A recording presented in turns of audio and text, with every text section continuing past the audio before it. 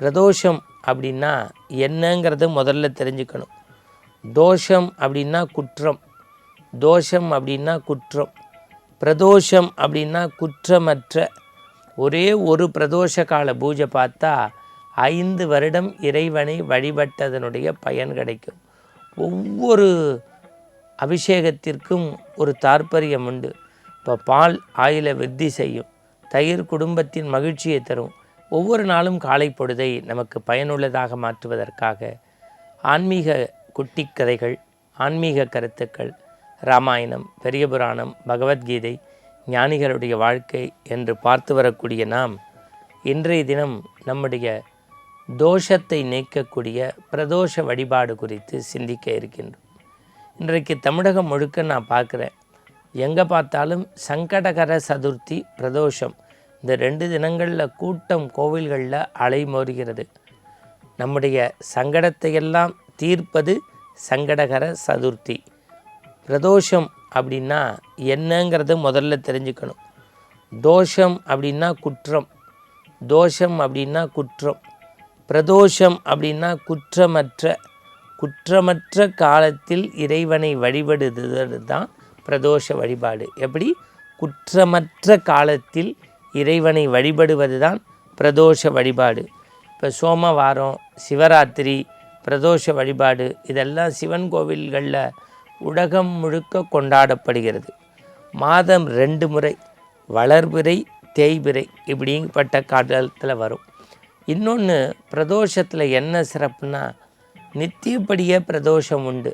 பச்சை பிரதோஷம், மாத பிரதோஷம் இப்படி இருந்தாலும் கூட இந்த நித்திய பிரதோஷங்கிறது ஒவ்வொரு நாளும் சாயந்தரம் 4:30லேருந்து 6 மணிக்குள்ளே, அதாவது அந்த உச்சிக்காலெல்லாம் முடிஞ்சு நண்பகல் வேலை முடிஞ்சு மாலைக்கு விடை கொடுக்கக்கூடிய துவக்க காலம்தான். இந்த 4:30 to 6 நீங்கள் சுவாமி நமஸ்காரம் பண்ணி திருக்கோவிலுக்கு போயிட்டீங்கன்னா அவ்வளவு புண்ணியம். ஒரே ஒரு பிரதோஷ கால பூஜை பார்த்தா 5 வருடம் இறைவனை வழிபட்டதனுடைய பயன் கிடைக்கும்.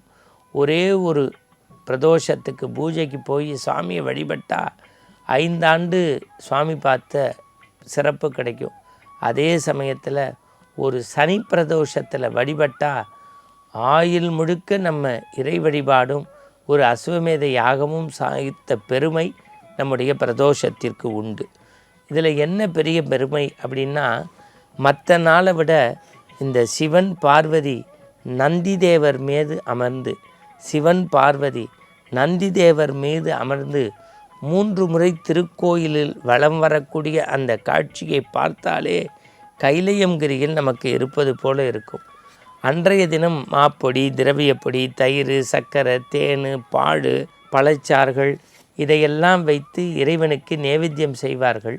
ஒவ்வொரு அபிஷேகத்திற்கும் ஒரு தாற்பயம் உண்டு. இப்போ பால் ஆயில விருத்தி செய்யும், தயிர் குடும்பத்தின் மகிழ்ச்சியை தரும், எண்ணெய் சாதாரணமாக போடுறோமே எண்ணெய், அது இல்லத்திலும் உள்ளத்திலும் நமக்கு தூய சிந்தனையை தரும், மத ஆச்சரியங்கள் நம்ம இடத்துலேருந்து போகும். இதுவை அத்தனையும் பிரதோஷ வழிபாட்டில் உண்டு.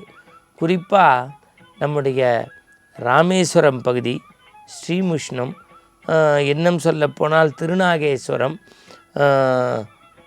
ஸ்ரீ சங்கரம் அப்படிங்கிற அந்த பஞ்சாப் பகுதியில் இருக்கக்கூடிய சிவ ஆலயத்தில் பார்த்திங்கன்னா இந்த பிரதோஷ கால வழிபாடு ரொம்ப பிரமாதம் இருக்கும்.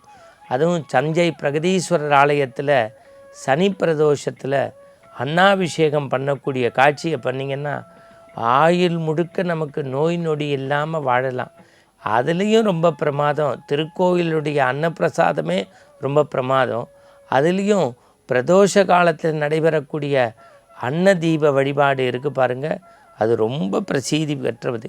இந்த பிரதோஷ காலத்தில் வழிபட்டால் என்ன சிறப்புன்னா, தேவாதி தேவர்கள், முனிவர்கள் இவர்கள் எல்லாரும் ஒன்று திரண்டு எம்பெருமானாகிய சிவபெருமானை வழிபடக்கூடிய நேரம் இந்த பிரதோஷ காலம்.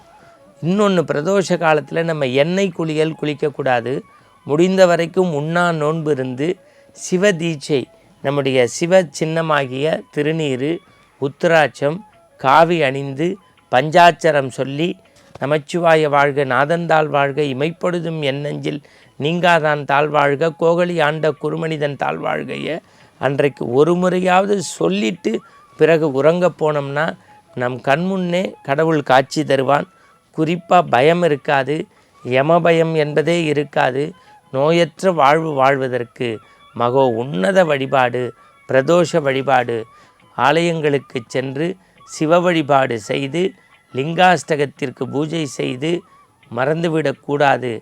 வில்வ வழிபாடு மேற்கொள்கின்றவர்கள் இந்த மண்ணுலகத்திலேயே அஸ்வமேத யாகம் செய்த புண்ணியத்தை பிரதோஷ வழிபாட்டில் பெற்று ஆனந்தமாக இருக்க அன்போடு வேண்டுகிறோம். மீண்டும் நாளை காலை சந்திப்போம். வணக்கம்.